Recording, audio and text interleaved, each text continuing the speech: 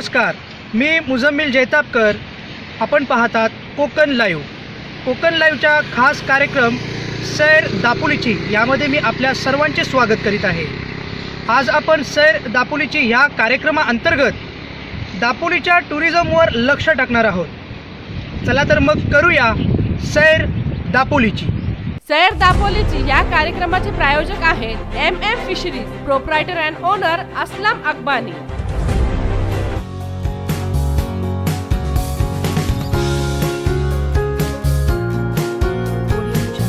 दापोली, मुरुड, हरणईकेळशी, अंजर्ले या किनारपट्ट्या सर्वात नेत्रदीपक किनारपट्ट्या म्हणून कोकणात ओळखल्या जातात. शनिवारी व रविवारी एखादा वीकेंड साजरा करण्यासाठी हे समुद्र किनारे नक्कीच सुंदर आहेत. आता आपण पाहणार आहोत मुरुड बीच. अंजर्लेच्या खाडीला लागून असलेल्या डोंगरांमधून प्रवास करून खालच्या बाजूला आल्यावर समोरच मुरुडचा समुद्र किनारा दिसतो.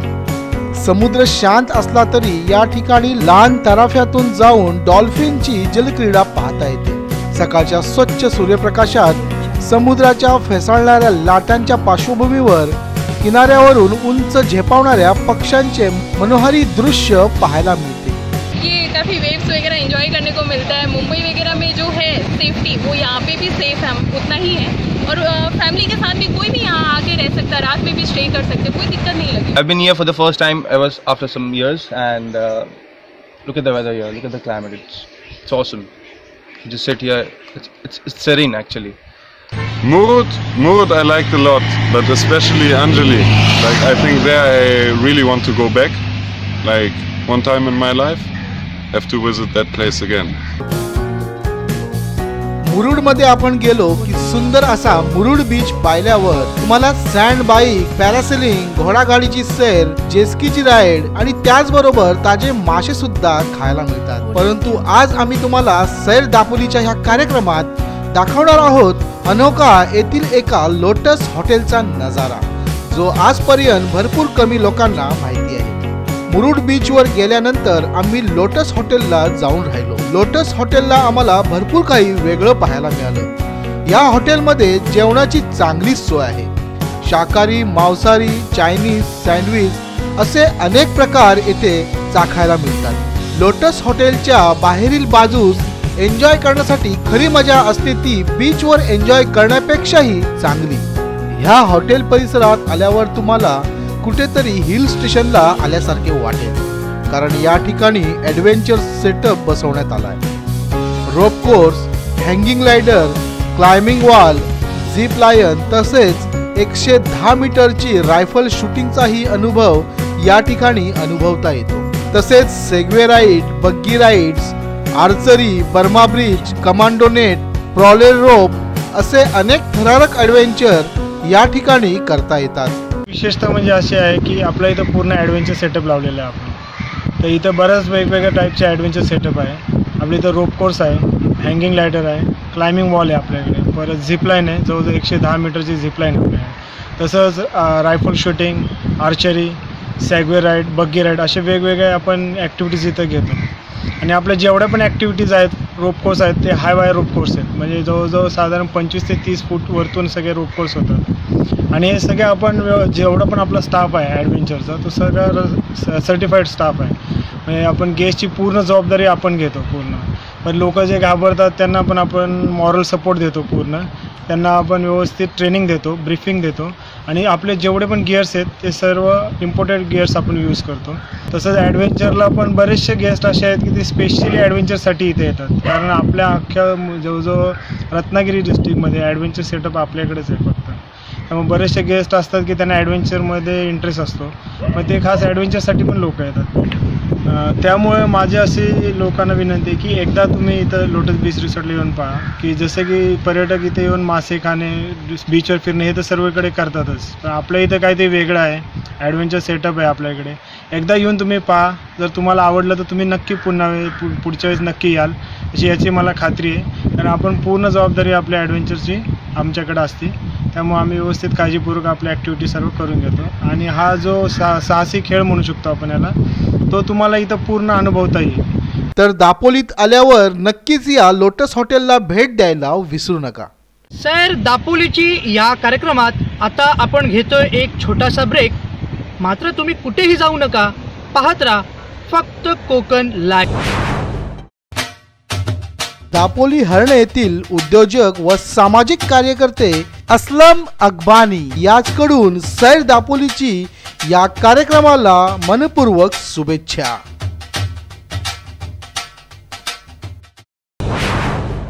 हॉटेल लोटस बीच रिसॉर्ट खवयांसाठी उत्कृष्ट पद्धतीचे जेवण, शाकाहारी, मांसाहारी, चायनीज इतर सर्व प्रकाराचे जेवणाची सोय, AC non AC rooms available. अगदी मुरुड बीचच्या जवळ. बुकिंगसाठी संपर्क जयेश गावडे. Mobile number 9209964070. सैर दापोलीची ह्या कार्यक्रमाला हार्दिक शुभेच्छा. शुभेच्छुक दीपक खेडेकर, महमूद खान, असलम खान आणि मुनिरा शिरगावकर. इनायत वाडकर यांच्याकडून सैर दापोलीची ह्या कार्यक्रमाला मनपूर्वक शुभेच्छा.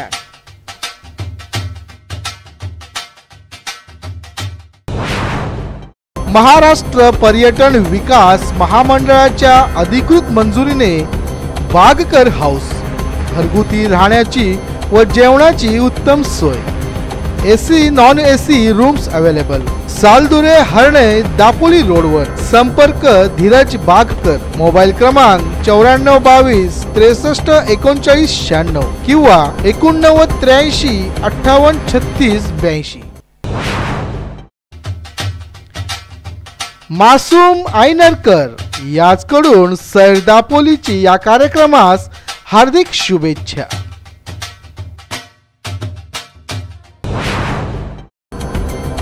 ओजस अनूप निवास. शाकाहारी व मांसाहारी चहा, नाश्ता, जेवणाची व राहण्याची उत्तम सोय, तसेच मासे फ्राय करून मिळतील. आमचा पत्ता मुक्काम सालदुरे, पोस्ट असूद, तालुका दापोली, जिल्हा रत्नागिरी. संपर्क निलेश खेडेकर. मोबाईल क्रमांक 9270 42 85 76 किंवा 75 88 91 69 76. Harne education and welfare society, junior college of arts and commerce Harne. 12वीच्या सर्व मुलांना परीक्षेसाठी आणि पुढील वाटचालीसाठी मनपूर्वक शुभेच्छा. Hotel Durgasagar beach resort Murud. राहण्याची व जेवणाची उत्तम सोय. मच्छी आणून दिल्यास घरगुती पद्धतीने बनवून मिळेल. बुकिंगसाठी संपर्क मोहन पाटील. मोबाईल क्रमांक 9420060930 किंवा 9272 3290 82. असलम दळवी यांच्याकडून सैर दापोलीची ह्या कार्यक्रमाला मनपूर्वक शुभेच्छा. Bhavani veg non veg street.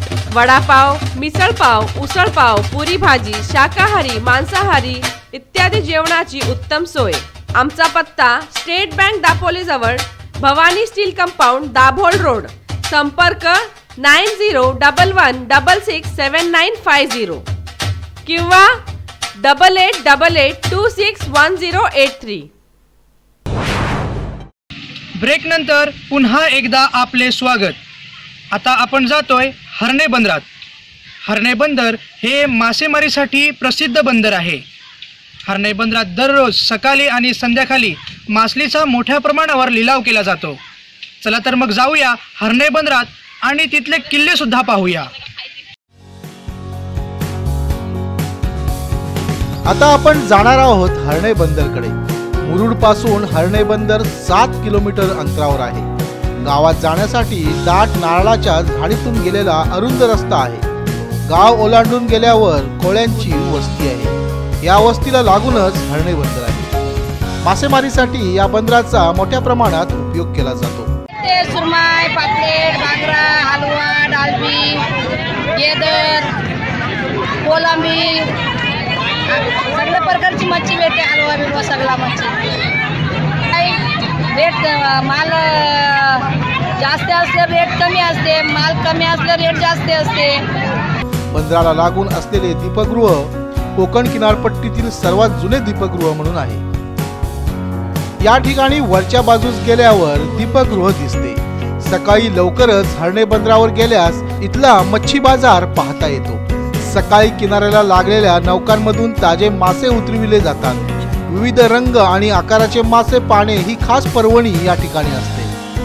पारंपरिक वेशातल्या कोळ्यांचे जीवन इथे जवळून पाहता येते. रस्त्याने जाताना कोळ्यांची जाळी कशी विणली जातात ते देखील या ठिकाणी आवर्जून पाहायला मिळते. ॲक्च्युली माझं जे आशियानाचं लोकेशन असं आहे ना की मागे डोंगर आहे आणि समोर समुद्र आहे. तर नेटवर हरणेबद्दल माहिती वाचल्यानंतर जे इथे येतात ते विचारतं आपल्याला कसं वाटलं. तर त्यांचं असं म्हणतात जे चित्र बघितले त्याच्यापेक्षा अतिउत्तम आहे. हरणे बीचवर गेल्यानंतर त्यांना फार आवडतं समुद्र बघून. इथला क्लीन वॉटर, अगदी स्वच्छ बीच आणि मच्छी जिथं पसंती इथे लोक जास्त करतात. तेव्हा बीचवर ऑप्शन होतं, ती मच्छी आणतात आणि इथे ताजी मच्छी मिळाल्यामुळं त्यांना इथे आल्यानंतर असं म्हणजे त्याने असं म्हटलेलं आहे बऱ्याच वेळेला की डॉक्टर इथे इटसेल्फ असं वाटतं की मी स्वर्गात आलो आहे. म्हणजे इथे आल्यालाच आम्हाला एक गुड फिलिंग होतं, कारण तुमच्याकडे गरमी जास्त नाही, थंडीत जास्त थंडी नाही आणि क्लायमेट कधी आलं तरी सुंदर क्लायमेट आहे. आणि बीच इतके सुंदर बीच आहेत, व्हर्जिन बीच ज्याला म्हणतात, काही गडबड नाही काही नाही. तर त्यांना आणि रात्रीसुद्धा माझे इथे टुरिस्ट आलेले 12 वाजेपर्यंत बाहेर गेले तरी त्यांना कसलाही धोका नसतो. तर टुरिस्ट आल्यानंतर पुढचं प्लॅनिंग करतात की आम्ही आता 2 दिवसाच्या याच्यावर आलो होतो, पण आमचा विचार आहे पुढच्या वेळी आम्ही येऊ ना तर कमीत कमी 3-4 दिवस तरी राहण्याचं प्लॅन करून येऊ, कारण तुमच्याकडचं जेवण आणि सगळं एकंदरीत स्वच्छता पाहून आम्हाला फार आनंद होतो. हर्णे समुद्र किनाऱ्याला लागून सुवर्णदुर्ग किल्ल्याचे उपकिल्ले म्हणून कनकदुर्ग, फतेहगड आणि गोवा किल्ला हे 3 किल्ले ओळखले जातात. सुवर्णदुर्गकडे जाताना प्रथम गोवा किल्ल्याचे दर्शन घडते. किल्ल्याची तटबंदी चांगल्या अवस्थेत आहे. गोवा किल्ल्याच्या डाव्या बाजूस फतेहगड आहे. या गडांच्या सर्व खुणा लुप्त झाल्या असून या ठिकाणी कोळ्यांची वस्ती झाली. हर्णे धक्क्याला लागून कनकदुर्ग आहे. किल्ल्यावर जाण्यासाठी पायऱ्या असून तटबंदीचा भाग पडलेला आहे. 2 एकर परिसरातील या किल्ल्याच्या तिन्ही बाजूस समुद्र आहे. कारण इथे किल्ल्यांचा परिसर इतिहास कालापासून आहे. इथे फतेहगड बोलला जातो. हा फतेहगडावर आता कोळी समाजाची वसाहत आहे. छोटासा वसाहत आहे, 36-40 गुंठे जमीन आहे आणि बाजूलाच कनकदुर्ग म्हणजे गोवा किल्ला बोलला जातो. अशा प्रकारे हा किल्ल्यांचाच परिसर आहे. त्याच्या त्या साईडला कान्होजी आंग्रेंची आईची समाधी आहे. ती समाधी इतिहासकालीनच आहे आणि हा संपूर्ण परिसर दर्यावरती कोळी समाज ज्याने शिवकालीन सुद्धा शिवाजीराजांना साथ देऊन परकीयांबरोबर युद्ध करायला पुढील कोळ्यानेच आपलं दर्यावरती पणा दाखवून दिलेला आहे, असं इतिहासाच्या खुणा आहे.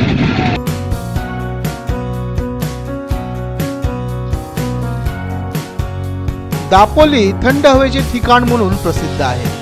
दापोलीला आल्यावर कोकण कृषी विद्यापीठाला आवर्जून भेट द्यावी.